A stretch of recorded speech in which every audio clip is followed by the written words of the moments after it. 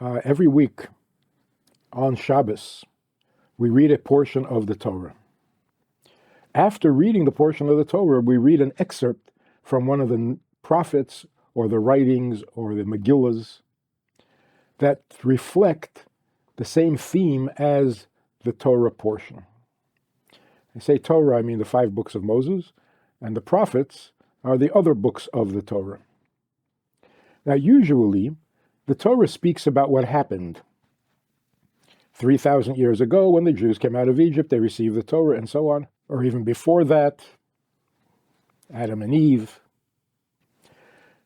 The Haftorah, the excerpt from the prophets, is usually about the future, or often is about the future, the coming of Mashiach, the time when the world will be perfect.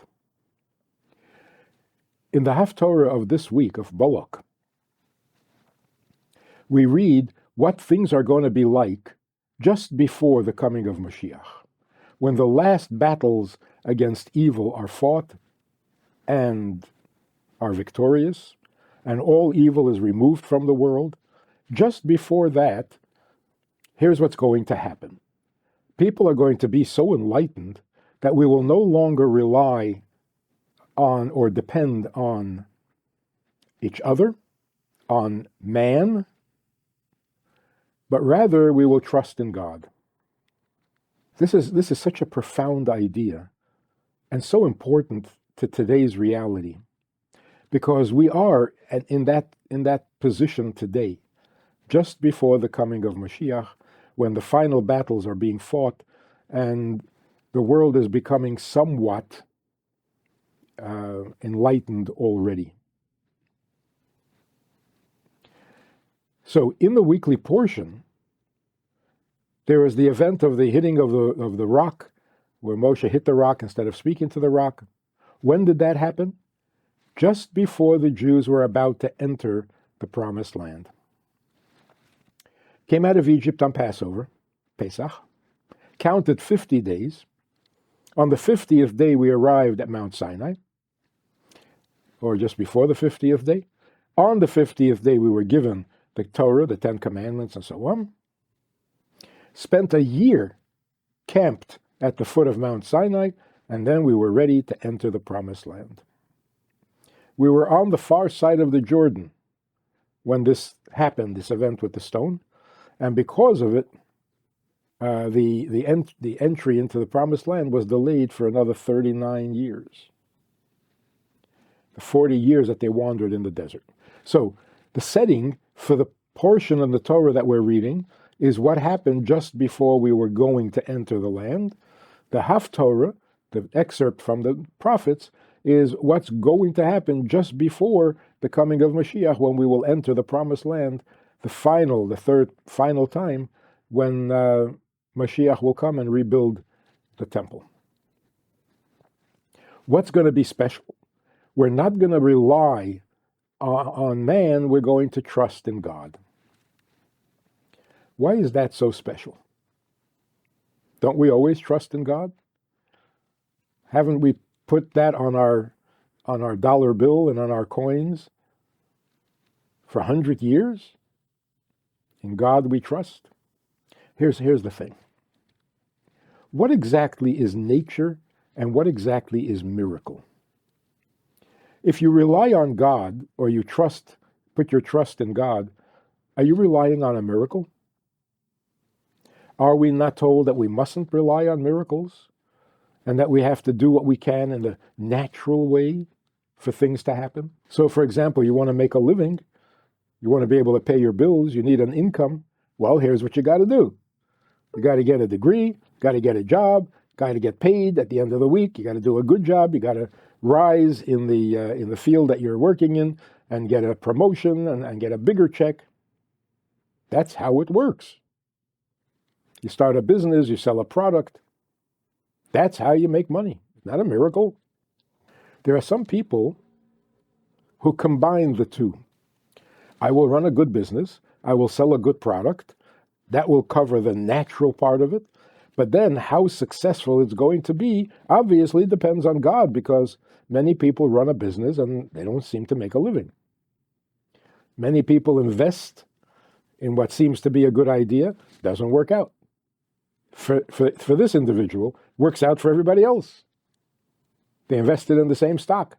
Some made money, some lost money. Sure, it depends on how much and whether they sold it on time. And the point is, there is no automatic income. If you do this consistently, you will make this amount consistently. It doesn't work that way. As we now know, even if you make a lot of dollars, something happens in politics and all of a sudden the dollar isn't worth anything. So, of course, there is an unpredictable element. So this is what we do. We run a good business, make a great effort to be successful at our business, but before we go to work in the morning, we ask God to give our efforts success. And why do we do that? Well, God told us to do that. He said, do what you need to do to make a living, and I will bless your efforts. So, got to do what you got to do naturally. And into that natural process, God will add his blessing. There's another way of looking at it, which is much closer to the truth. And that is, nature doesn't do anything. There is no natural way to make money. Oh, let's use a different example. There is no natural way to cure an illness. Because if you ask a doctor, why does this antibiotic work and heal my symptoms? He has no idea. No one has any idea. All they know is that in trials and tests, every time they put this chemical onto a bacteria, it ate up the bacteria. Why did it eat up the bacteria? Because that's what it does. But why? We don't know why. We don't know why, ever. So we discover what happens when you use this chemical. We would never have predicted it, because there is no why. The famous story about the sage's daughter in the times of the Talmud, who was preparing for Shabbos and put the oil into the candle and lit it, and then discovered that instead of oil, she had mistakenly put vinegar into the candle. And of course, vinegar doesn't burn. So she was very upset. Her father said to her, don't be upset. Don't worry about it. He who tells oil to burn will tell the vinegar to burn. And so it happened. The vinegar burned all day, the entire Shabbos. Now, was that a miracle? If vinegar burns like oil, yeah, it's a miracle, isn't it? But look at what the father, the sage, told her. He who tells oil to burn will tell the vinegar to burn. What he was saying is, oil doesn't burn, vinegar doesn't burn. They both do what God tells them to do for no particular reason. So with a medicine, it's not like God knew that this medicine works, it cures, and so God led people to discover the cure. It's not that somehow or for some reason this substance cures. There's no reason other than God said, let it cure. There's no reason for oil to burn other than God tells oil to burn. It's right there at the beginning of the Torah. God said, let there be light, and there was light. If God had waited long enough, would light have been light? There would be no light, because there is no natural process that causes light to exist. There is no natural process that causes the medicine to heal. God chose this substance and said, you be a healing substance. What is it about this substance? Nothing in particular. What is it about oil that makes it burn? Nothing. We discovered that it burns. We have no idea why. By the same token, we have no idea why vinegar doesn't burn. But experience has proved that it doesn't burn. So the father was actually saying, his sage was saying to his daughter, this week, this Shabbos, vinegar is going to burn. And it's as if the daughter had said, oh, you're going to perform a miracle? And the father said, no, the miracle is when oil burns. It's always a miracle. And so usually God tells oil to burn. But if God tells vinegar to burn, it's exactly the same thing. So if vinegar does burn, it is no more miraculous than oil burning. If this substance causes a cure, heals a symptom, it's all miraculous. Or there is no miracle, because there is no nature. Nature doesn't do anything by nature. So all the effect, all the energy, all the properties that things in nature have are not natural. So when God says, if you run an honest business, you will succeed, it has nothing to do with the business. And that explains a very disturbing or painful phenomenon. A guy runs a business, follows all the rules, does everything right, and can't seem to make $1. And then the guy next door is careless and sloppy and doesn't follow all the rules and doesn't stick to and he makes lots of money. So here's what the Haftorah is saying. Just before the coming of Mashiach, we will be enlightened enough to recognize that you do not depend on the man, you trust in God. Meaning to say, you can think of God as the man, the creator, the one in charge.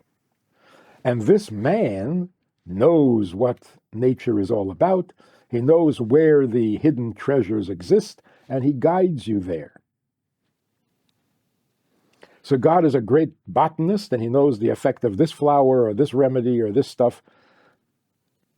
God knows nature and instructs us how to use nature to our benefit. That's called depending on the man above. But a higher level than that is trust in God. There is no natural rule. There are no laws of nature. In fact, the definition of nature is the obedience of rules. Nature obeys commandments. God said, let there be light, there is light.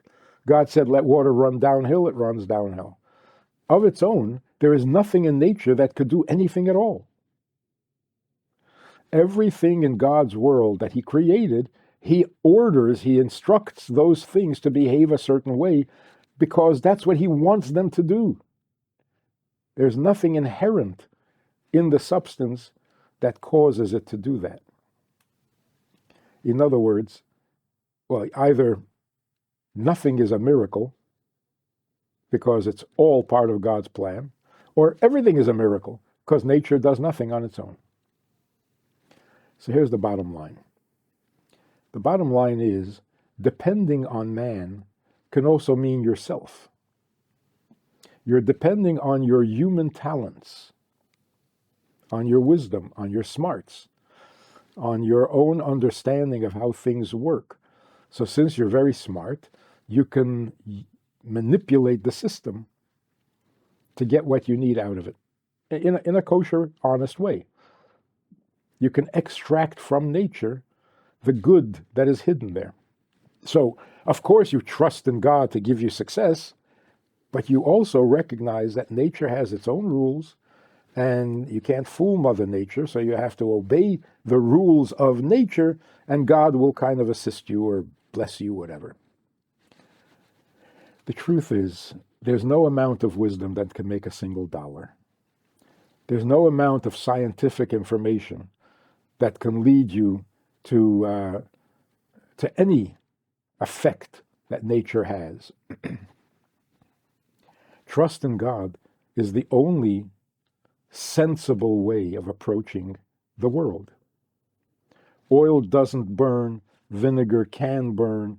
It all depends on what instruction the substances of nature are given. Therefore, when we serve God, we shouldn't do it because it makes sense. Because what we understand, that what makes sense to us, is only the appearances.